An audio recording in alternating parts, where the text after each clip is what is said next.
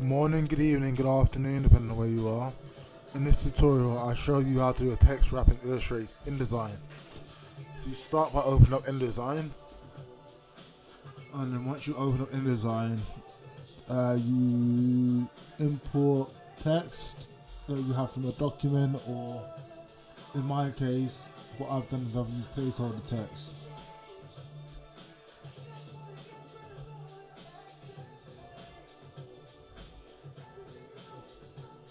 And then from the placeholder text, you go file place, and then you stretch the image to the size you want.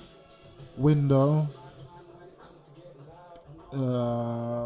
text wrap, and then select the option you want while selecting the image and the text, or just selecting the image. Thank you, I hope you enjoyed. Please like, comment and subscribe, and let me know what else you would like to learn.